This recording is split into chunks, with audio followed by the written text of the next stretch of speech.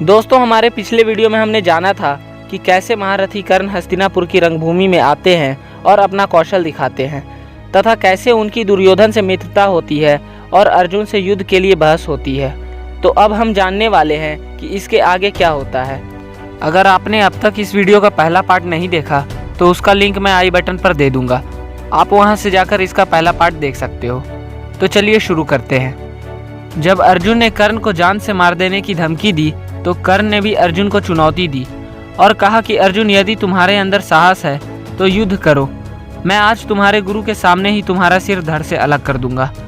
यह सब सुनकर अर्जुन ने आचार्य द्रोण से आज्ञा लेकर तुरंत अपने भाइयों से गले मिलकर कर्ण से युद्ध करने के लिए आगे बढ़े। तब दुर्योधन भी अपने भाइयों के साथ उठकर कर्ण से गले मिले। उस समय बादलों ने बिजली की चमक, गड़गड़ाहट और इंद्रधनुष के साथ समूचे आकाश को ढक लिया। तभी अर्जुन के प्रति स्नेह होने के कारण इंद्र को रंगभूमि का अवलोकन करते देख भगवान सूर्य ने भी अपने समीप के बादलों को छिन्न भिन्न कर दिया।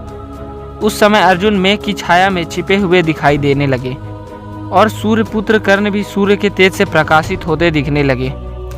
जिस ओर महारथी कर्ण खड़े थे उस ओर दुर्योधन और उनके अन्य भाई तथा जिस ओर अर्जुन थे उस ओर द्रोणाचार्य, कृपाचार्य और पितामह भीष्म खड़े थे। इतना ही नहीं बल्कि रंगभूमि में कर्ण और अर्जुन को लेकर पुरुषों और स्त्रियों में भी दो दल बन गए। कुंती देवी वास्तविकता जानती थी कि कर्ण और अर्जुन दोनों उनके ही पुत्र हैं, इसलिए वह चिंता के कारण मूर्छित हो गई।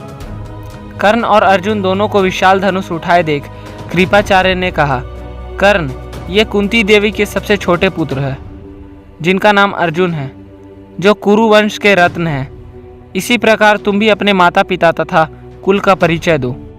इसे जान लेने के बाद ही यह निश्चय किया जाएगा कि तुम अर्जुन से युद्ध करने के लायक हो भी या नहीं, क्योंकि राजकुमार नीच कुल और हीन आचार विचार वाले लोगों से युद्ध नहीं कर सकते।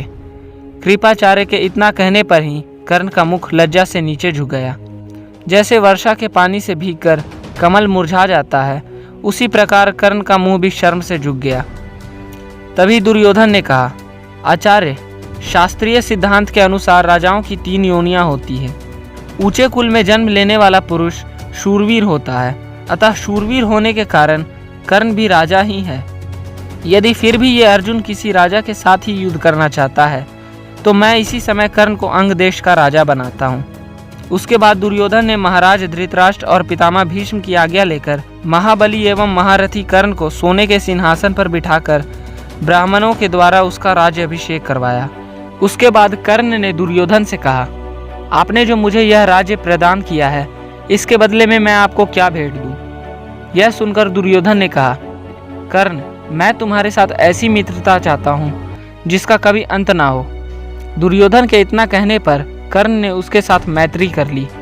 फिर वे दोनों खुशी से एक दूसरे को हृदय से लगाकर आनंदित हो गए। तभी वहां अधिरथ कांपते कांपते कर्ण को पुकारते हुए रंगभूमि में आए। वह लाठी के सहारे चल रहे थे। उनकी हालत बहुत खराब थी, वह पसीने से भीगे हुए थे। कर्ण ने अधिरथ को देखते ही अपने धनुष को रख दिया और सिंहासन से उतर आए। उन्होंने अधिरथ के चरणों में सिर रखकर प्रणाम किया।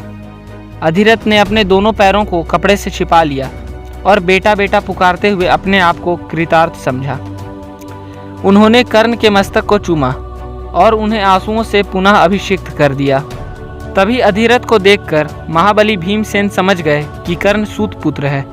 फिर भीम ने हंसते हंसते हुए बोला, अरे ओ सूत पुत्र, तू तो अर्जुन के हाथों मरने के योग्य भी नहीं है। तुझे तो धनुष की जगह चाबुक पकड़कर अपने कुल के अनुरूप काम करना चाहिए। जिस प्रकार कुत्ता यज्ञ का प्रसाद खाने योग्य नहीं होता, उसी प्रकार तू भी अंग देश पाने के लायक नहीं है। भीम के इतना कहने पर ही क्रोध से कर्ण के होठ कुछ कांपने लगे और उसने गहरी सांस लेकर भगवान सूर्य की ओर देखा। उसी समय महाबली दुर्योधन ने क्रोधित होकर भीमसेन से बोला, वृकोदर, तुम्हें ऐसी बात नहीं करनी चाहिए। क्षत्रियों में बल की ही प्रधानता होती है। शूरवीरों और नदियों की वास्तविक उत्पत्ति को जानना बहुत कठिन है। दानवों का संहार करने वाला वज्र महर्षि दधीची की हड्डियों से निर्मित हुआ है। अनेकों ब्राह्मण क्षत्रियों से उत्पन्न हुए हैं। समस्त शस्त्रधारियों में श्रेष्ठ आचार्य द्रोण का जन्म भी कलश से हुआ है। तुम सभी भाइयों का जन्म किस प्रकार हुआ है मुझे यह भी मालूम है। सूर्य के समान तेजस्वी तथा कवच कुंडल के साथ जन्मा यह कर्ण सूत जाति की किसी स्त्री का पुत्र कैसे हो सकता है? क्या किसी हिरनी की कोख से कभी कोई बाघ जन्म ले सकता है? राजा कर्ण अपने बाहुबल तथा मुझ जैसे मित्र की सहायता से अंग देश ही नहीं बल्कि पूरी पृथ्वी पर राज करने के अधिकारी है। फिर दुर्योधन ने क्रोध में कहा, जिस किसी को भी हमारी बात सही नहीं लग रही वो हमारे साथ युद्ध करने के लिए तैयार हो जाए। यह सुनकर रंग मंडप में युद्ध की संभावना से हाहाकार मच गया। इतने में ही सूर्यास्त हो गया। तब दुर्योधन कर्ण के हाथ की उंगलियों को पकड़कर रंगभूमि से बाहर चले गए। उस समय दर्शकों में कोई कर्ण की, कोई अर्जुन की, तो कोई दुर्योधन की प्रशंसा करते हुए चले गए। उस समय कर्ण को मित्र बनाकर दुर्योधन के मन से अर्जुन का भय दूर हो गया। उस समय युधिष्ठिर ने भी स्वीकार लिया था कि इस पूरी धरती पर कर्ण के समान कोई धनुर्धर नहीं है। दोस्तों, इस पूरी घटना का वृतांत महाभारत ग्रंथ से लिया गया है। उम्मीद है आपको यह वीडियो ज़रूर पसंद आया होगा।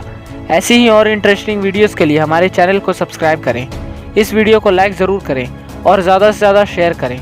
अगर आपका कोई क्वेश्चन या सजेशन हो तो कमेंट ज़रूर करें। तब तक के लिए जय श्री राम, हर हर महादेव।